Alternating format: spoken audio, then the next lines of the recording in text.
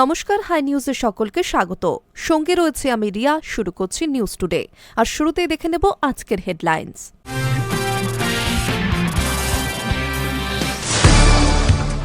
যুবভারতী কাণ্ডে রাজ্য পুলিশের ডিজিপি রাজীব কুমারকে শোকজ করলেন মুখ্য সচিব। শোকজ করা হয়েছে বিধাননগর পুলিশ কমিশনার মুকেশ কুমার এবং ক্রীড়া দপ্তরের প্রধান সচিব রাজেশ কুমার সিনহাকে। ক্রীড়াপথ থেকে অরূপ বিশ্বাসের ইস্তফাপত্র গ্রহণ, মুখ্যমন্ত্রীর ক্রীড়া দপ্তরের দায়িত্বে খোদ মুখ্যমন্ত্রী।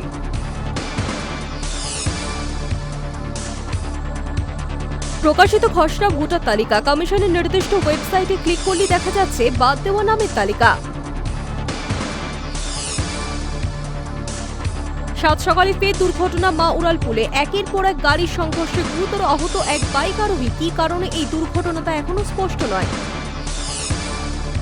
দিল্লি আগ্রা সড়কে শূন্য দৃশ্যমানতায় একাধিক বাস ও গাড়ির সংঘর্ষে মৃত একাধিক, গুরুতর আহত অন্তত 25 জন।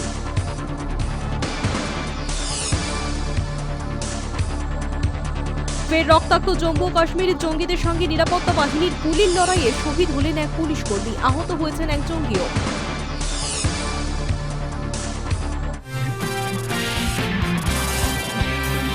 যুবভারতী কাণ্ডে রাজ্য পুলিশের ডিজিপি রাজীব কুমারকে শোকজ করলেন মুখ্য সচিব মনোজ পান্ত। শোকজ করা হয়েছে বিধাননগর পুলিশ কমিশনার মুকেশ কুমার এবং ক্রীড়া দপ্তরের প্রধান সচিব রাকেশ কুমার সিনহাকেও।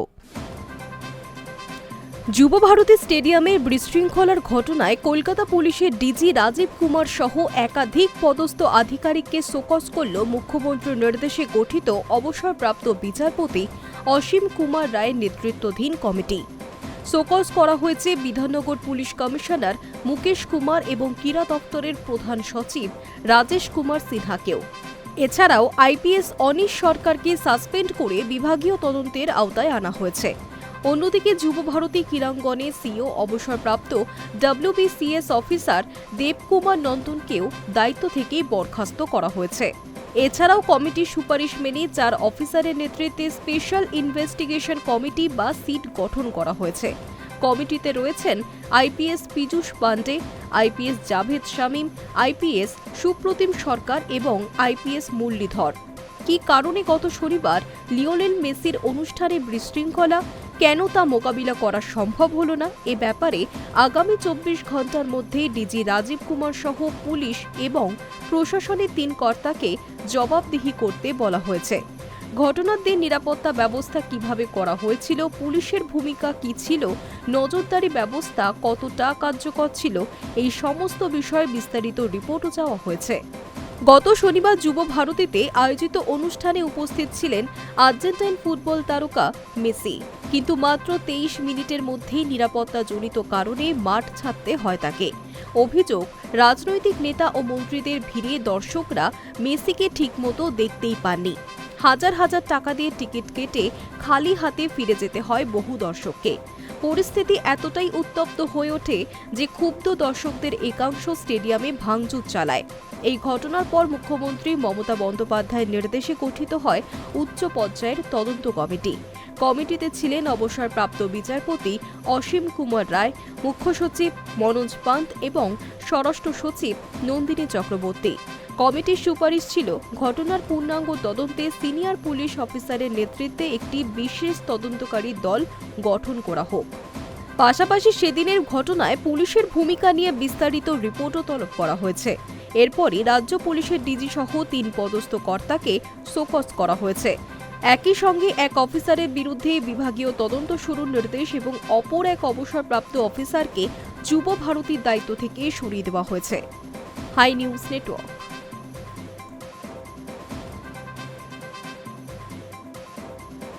ক্রীড়ামন্ত্রী পদ থেকে অরূপ বিশ্বাসের ইস্তফাপত্র গ্রহণ মুখ্যমন্ত্রীর। যুবভারতী কাণ্ডের দায় নিয়ে পদত্যাগের ইচ্ছা প্রকাশ করেছিলেন অরূপ। অরূপের ইচ্ছাকে মান্যতা দিয়ে আপাতত ক্রীড়া ও যুবকল্যাণ দফতর নিজের হাতেই রাখছেন মুখ্যমন্ত্রী মমতা বন্দ্যোপাধ্যায়। ক্রীড়ামন্ত্রী পদ থেকে অরূপ বিশ্বাসের ইস্তফা গ্রহণ করলেন মুখ্যমন্ত্রী মমতা বন্দ্যোপাধ্যায়। সূত্রের খবর, যুবভারতীতে মেসির অনুষ্ঠানে বিশৃঙ্খলার দায় নিয়ে পদত্যাগের ইচ্ছা প্রকাশ করেছিলেন অরূপ বিশ্বাস। মুখ্যমন্ত্রী যে তদন্ত কমিটি গঠন করেছেন সেই কমিটির তদন্ত শেষ না হওয়া পর্যন্ত অব্যাহতি চেয়েছিলেন তিনি। সূত্রের খবর, অরূপের সেই ইচ্ছাকে মান্যতা দিয়েছেন মুখ্যমন্ত্রী। ক্রীড়া ও যুব কল্যাণ দফতরের কাছ থেকে অব্যাহতি দেওয়া হচ্ছে অরূপকে। আপাতত ওই দফতর নিজের হাতেই রাখছেন মুখ্যমন্ত্রী।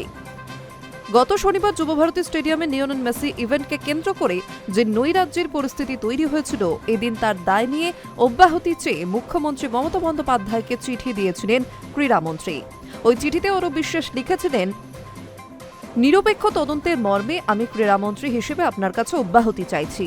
ওই চিঠিতে তিনি স্পষ্ট জানিয়েছেন যে গত 13ই ডিসেম্বর লিওনেল মেসির যুবভারতীতে আগমনে যে পরিস্থিতি তৈরি হয়েছিল, সেখানে মুখ্যমন্ত্রী ইতিমধ্যেই তদন্ত কমিটি তৈরি করেছেন। তার পরিপ্রেক্ষিতে নিরপেক্ষ তদন্ত চান বলেই তিনি অব্যাহতি চাইছেন। উল্লেখ্য, 13ই ডিসেম্বর গোট ট্যুরে যুবভারতীর ক্রীড়াঙ্গনে আসেন লিওনেল মেসি। সঙ্গে ছিলেন লুইস সুয়ারেজ ও রড্রিগো ডি পল। কিন্তু হাজার হাজার টাকা দিয়েও দর্শকরা মেসিকে দেখতে পারেননি বলেই অভিযোগ। মেসির সঙ্গে যুবভারতীতে ছিলেন ক্রীড়ামন্ত্রী অরূপ বিশ্বাস। মেসি স্টেডিয়াম ছাড়ার পর ভাঙচুর শুরু হয়। অব্যবস্থার অভিযোগে ইতিমধ্যেই মূল আয়োজক শতদ্রু দত্তের 14 দিনের পুলিশ হেফাজত হয়েছে। High news Network.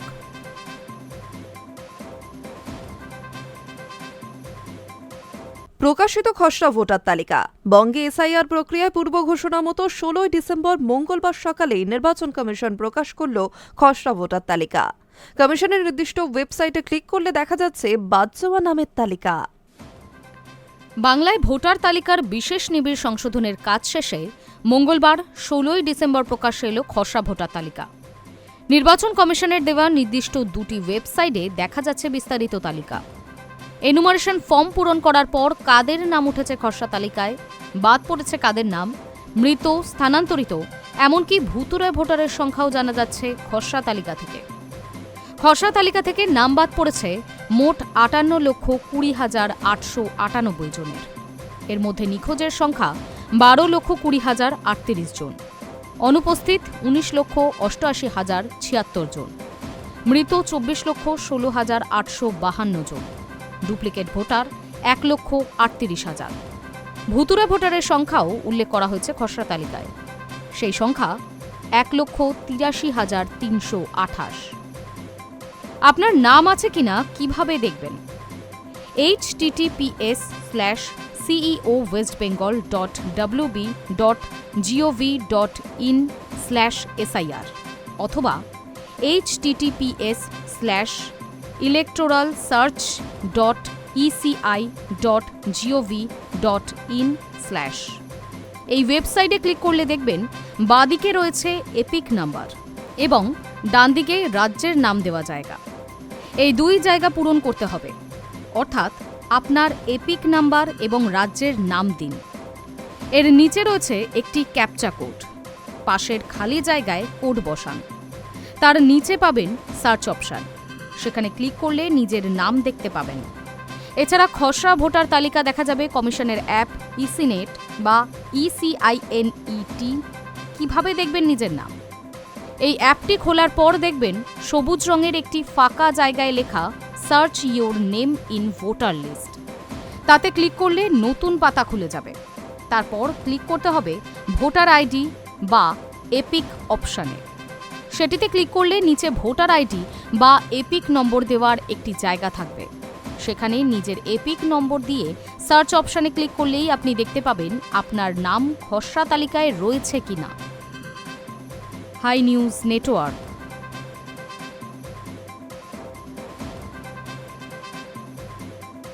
মঙ্গলবার সকালে খসড়া ভোটার তালিকা ও বাদ যাওয়া ভোটার তালিকা প্রকাশ করেছে নির্বাচন কমিশন। দেখা যাচ্ছে অনেকেরই নাম মিলছে না দুটি তালিকার একটিতেও। ওয়েবসাইটের নির্দিষ্ট জায়গায় এপিক নম্বর দিলে দেখাচ্ছে নো রেজাল্ট ফাউন্ড। স্বাভাবিকভাবেই বুঝে উঠতে পারছেন না কি করণীয়। চলুন জেনে নেওয়া যাক সমাধানের উপায়। অপেক্ষার অবসান। মঙ্গলবার সকালে খসড়া ভোটার তালিকা ও বাদ যাওয়া ভোটার তালিকা প্রকাশ করেছে নির্বাচন কমিশন। দেখা যাচ্ছে অনেকেরই নাম মিলছে না দুটি তালিকার একটিতেও। ওয়েবসাইটের নির্দিষ্ট জায়গায় এপিক নম্বর দিলে দেখাচ্ছে নো রেজাল্ট ফাউন্ড। স্বাভাবিকভাবেই চিন্তায় ঘুম উড়েছে তাদের, বুঝে উঠতে পারছেন না কি করণীয়। চলুন জেনে নেওয়া যাক সমাধানের উপায়। যাদের কোনো তালিকায় নাম নেই তাদের ফর্ম 6 পূরণ করতে হবে। কমিশন সূত্রে খবর, অনলাইন ও অফলাইন দুভাবেই এই ফর্ম পূরণ করা যাবে। কমিশনের ওয়েবসাইট voters.eci.gov.in/এ পাবেন এই ফর্ম। যাবতীয় তথ্য দিয়ে তা পূরণ করতে হবে। যদি অনলাইনে সরগর না হন তাতেও সমস্যা নেই, অফলাইনেও এই ফর্ম পূরণ করা যাবে। সেক্ষেত্রে জেলা শাসকের দপ্তর থেকে ফর্ম সংগ্রহ করতে হবে। এরপরই ডাকা হবে শুনানিতে। সেখানে প্রয়োজনীয় নথি দেখাতে পারলে আর চিন্তার কোনো কারণ নেই। তবে নাম না থাকলে সবার আগে বিষয়টা জানান বিএলওকে। প্রসঙ্গত, মঙ্গলবার কমিশনে দেওয়া খসড়া তালিকা অনুযায়ী বাদ পড়েছে প্রায় 58 লক্ষের নাম। এর মধ্যে রয়েছে মৃত, স্থানান্তরিত, নিখোঁজ, ডুপ্লিকেট ভোটার। নিখোঁজ সংখ্যা 12,20,038। এসআইআর এর খসড়া তালিকায় অনুপস্থিত 19,88,076 জন। মৃত 24,16,852 জন। Duplicate voter 1,38,000। ভুয়ো ভোটারের সংখ্যা 1,83,328। High news network.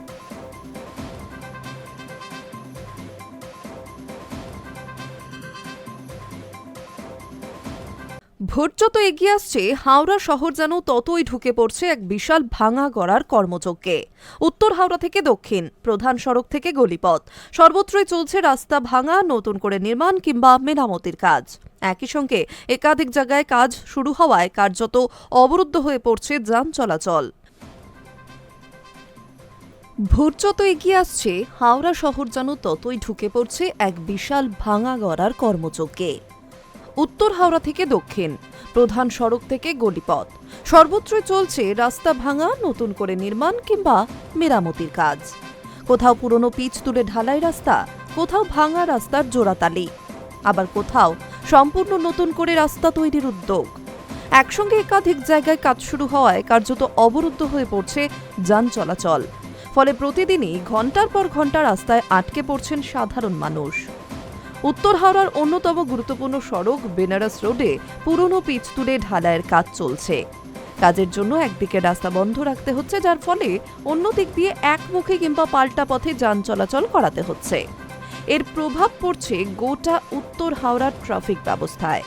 সকাল সন্ধ্যা অফিস টাইমে পরিস্থিতি আরও ভয়াবহ হয়ে উঠছে।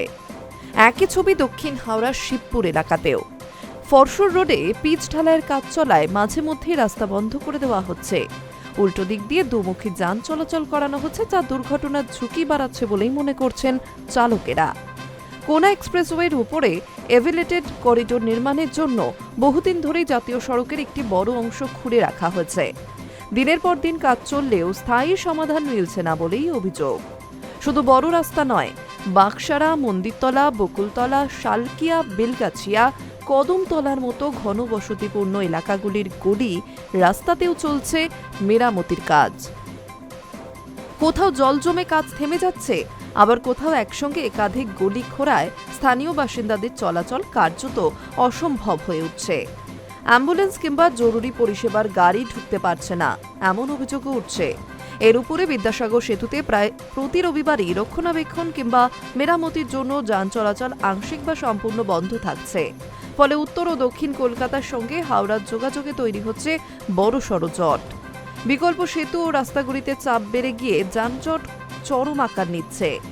সাধারণ মানুষের ক্ষোভ ক্রমেই বাড়ছে। বেলগাছিয়ার বাসিন্দা তারাও জানাচ্ছেন, এইভাবে দুর্বিষহ হয়ে উঠছে তাদের যান চলাচল। শহরবাসীর দাবি, উন্নয়ন অবশ্যই দরকার, কিন্তু তা যেন সুপরিকল্পিত হয়। একসঙ্গে এত রাস্তা না খুঁড়ে পর্যায়ক্রমে কাজ, স্পষ্ট ট্রাফিক পরিকল্পনা ও আগাম ঘোষণা, এই তিনটে বিষয় মানা হলে দুর্ভোগ অনেকটাই কমতে পারে। ভোটের আগে উন্নয়নের হাওয়ায় হাওড়া শহর বদলালেও সেই পরিবর্তনের বোঝা যেন অসীম দুর্ভোগে না চাপিয়ে দেওয়া হয়, এই আশাতেই দিন গুনছেন সাধারণ মানুষ। Hi news Network. বাড়ল ফ্যামিলি পেনশনের পরিধি। কলেজের অধ্যাপক ও শিক্ষাকর্মীদের জন্য বড় ঘোষণা রাজ্য সরকারের। কলেজ কর্মীদের দিব্যাঙ্গ সন্তানরাও আজীবন পাবেন পেনশন।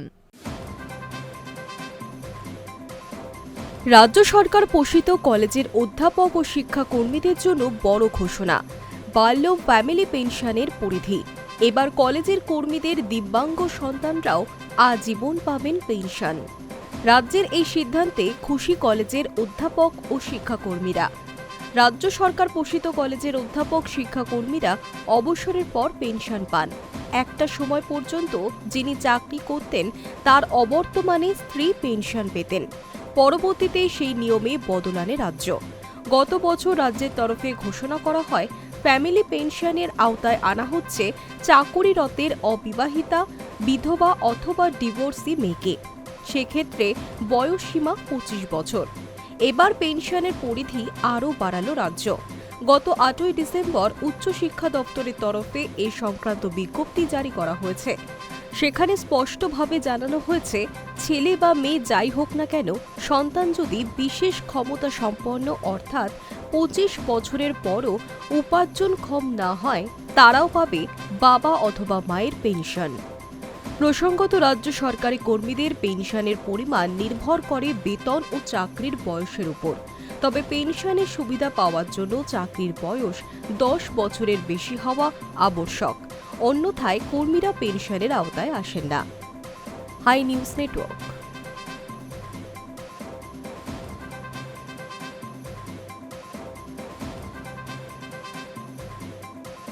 উচ্চশিক্ষায় নতুন করে থাবা বসাতে চলেছে কেন্দ্রীয় সরকার। সংসদে পেশ হওয়া একটি বিল সম্পর্কে এমনই অভিযোগ তুলেছে বিরোধীরা। সংশ্লিষ্ট বিলের মূল উদ্দেশ্য উচ্চশিক্ষাকে পুরোপুরি একটি নতুন সংস্থার হাতে নিয়ে আসা। কেন্দ্রের শিক্ষা মন্ত্রণালয়ের অধীনে তৈরি হবে বিকশিত ভারত শিক্ষা অধিসংস্থার নামে নতুন প্রতিষ্ঠান। উচ্চশিক্ষায় নতুন করে থাবা বসাতে চলেছে কেন্দ্রীয় সরকার। সংসদে পেশ হওয়া একটি বিল সম্পর্কে এমনই অভিযোগ তুলেছে বিরোধীরা। সংশ্লিষ্ট বিলের মূল উদ্দেশ্য উচ্চশিক্ষাকে পুরোপুরি একটি নতুন সংস্থার হাতে নিয়ে আসা। কেন্দ্রের শিক্ষা মন্ত্রণালয়ের অধীনে তৈরি হবে বিকশিত ভারত শিক্ষা অধিসংস্থার নামে নতুন প্রতিষ্ঠান। সেই প্রতিষ্ঠানের মধ্যে মিশে যাবে বিশ্ববিদ্যালয় মঞ্জুরি কমিশন বা UGC, all India council of technical education এবং teacher education regulator national council for teacher education. বিরোধীদের বক্তব্য, নতুন বিলের মূল উদ্দেশ্য উচ্চশিক্ষাকে সরাসরি সরকারের নিয়ন্ত্রণে আনা। এর ফলে কলেজ, বিশ্ববিদ্যালয়গুলির নিয়ামক সংস্থা ইউজিসি এবং অন্যান্য প্রতিষ্ঠানের স্বশাসন বিঘ্নিত হবে। প্রতিটি পদে সরকারের অনুমতি ছাড়া অগ্রসর হওয়ার সুযোগ থাকবে না। এর জেরে বিপন্ন হবে উচ্চশিক্ষার মান। বিল অনুযায়ী বিকশিত ভারত শিক্ষা অধিসংস্থার অধীনে দুটি প্রতিষ্ঠান থাকবে। একটি হল দ্য বিকশিত ভারত শিক্ষা বিনিয়োমান পরিষদ, অন্যটি হল বিকশিত ভারত শিক্ষা গুণবত্তা পরিষদ। প্রথম সংস্থাটি গোটা উচ্চশিক্ষার উপর নজরদারি এবং নিয়ন্ত্রণের কাজ চালাবে। দ্বিতীয়টি তৈরি করবে শিক্ষার মান ও সিলেবাস। বিলে বলা হচ্ছে পরিষদ দুটি স্বাধীনভাবে কাজ করবে, তবে তাদেরকে মূল কমিশন অর্থাৎ বিকশিত ভারত শিক্ষা অধিসংস্থানের পরামর্শ এবং নির্দেশিকা মেনে চলতে হবে। কেন্দ্রীয় সরকারের এই সিদ্ধান্তে অত্যন্ত ক্ষুব্ধ উচ্চশিক্ষার সঙ্গে সম্পৃক্ত মহল।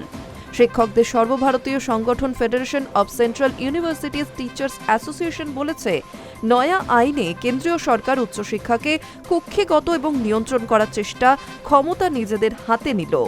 সোমবার লোকসভায় বিলটি পেশ করেন শিক্ষামন্ত্রী ধর্মেন্দ্র প্রধান। আলোচনার পর সেটি সংসদের স্ট্যান্ডিং কমিটির কাছে পাঠানো হয়েছে। High news Network. সপ্তাহে 4 দিন কাজ আর 3 দিন ছুটি, এমনটা বললে সব কর্মী লাফিয়ে উঠবেন। অনেকটা যেন স্বপ্নের মতো। নতুন শ্রমবিধিতে এটাই সত্যি হতে চলেছে। সপ্তাহে 4 দিন কাজ আর 3 দিন ছুটি, এমনটা বললে সব কর্মী লাফিয়ে উঠবেন। অনেকটা যেন স্বপ্নের মতো। নতুন শ্রমবিধিতে এটাই সত্যি হতে চলেছে। তবে এর জন্য শ্রম মন্ত্রকের কিছু নিয়ম মানতে হবে কর্মী ও সংস্থাকে। তাহলেই মিলবে 4 দিনের কাজের পর 3 দিনের অখণ্ড অবসর। সোমবার এই নিয়ে মুখ খুলেছেন শ্রম মন্ত্রক। কাজের সময়ও স্পষ্ট করে জানিয়ে দেওয়া হয়েছে। সোশ্যাল মিডিয়ায় মন্ত্রক লিখছেন, নতুন শ্রম কোড অনুযায়ী সপ্তাহে 4 দিন কাজের ক্ষেত্রে প্রতিদিন সর্বোচ্চ 12 ঘন্টা কাজ করতে হবে কর্মীকে। তাহলেই বাকি 3 দিন মিলবে সবেতন ছুটি। তবে সপ্তাহের 48 ঘন্টার বেশি কাজ করানো যাবে না কর্মীদের।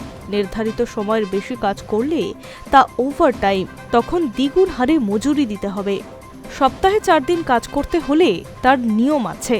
আগে সপ্তাহে কাজের সময় 48 ঘন্টা ছিল। এর মধ্যে নতুনত্ব কিছু নেই। যা আছে তা হলো দিনে 12 ঘন্টা কাজ। তবে সেটা একটানা নয়, অর্থাৎ কর্মীকে একটানা 12 ঘন্টা কাজ করতে হবে না।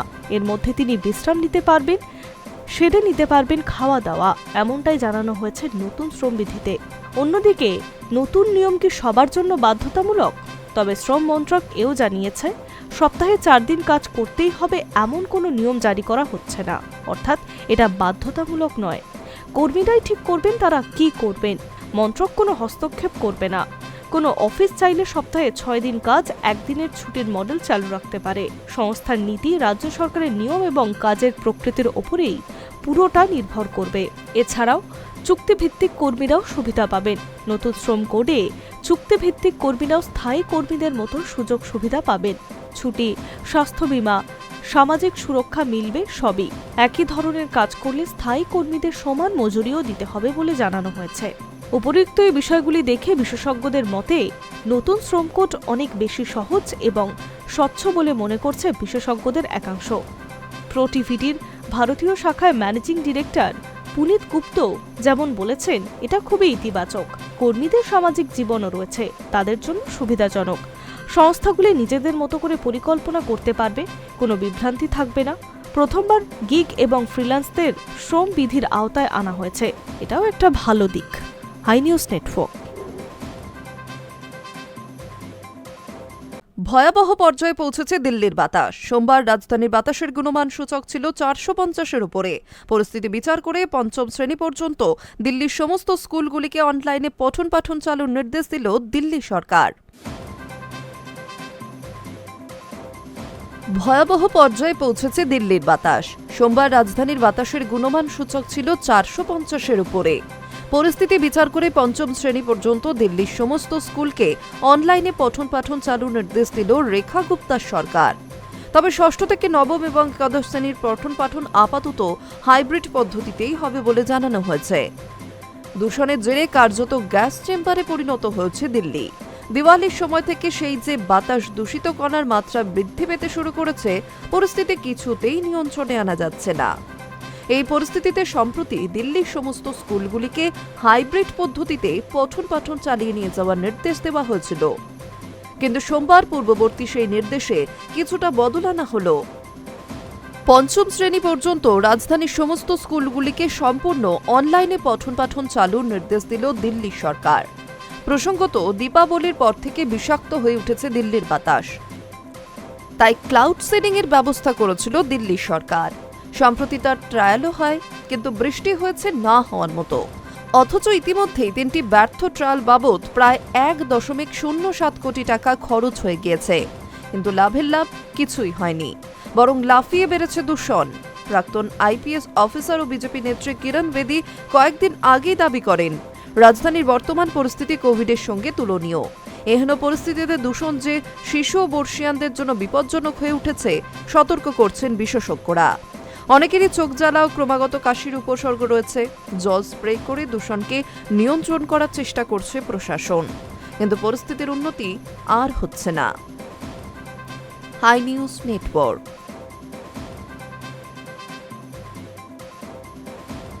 নিউজ টুডে এখন এই পর্যন্তই। আরও অন্যান্য খবরের জন্য নজর রাখুন হাই নিউজে। নির্ভীক, নিরপেক্ষ।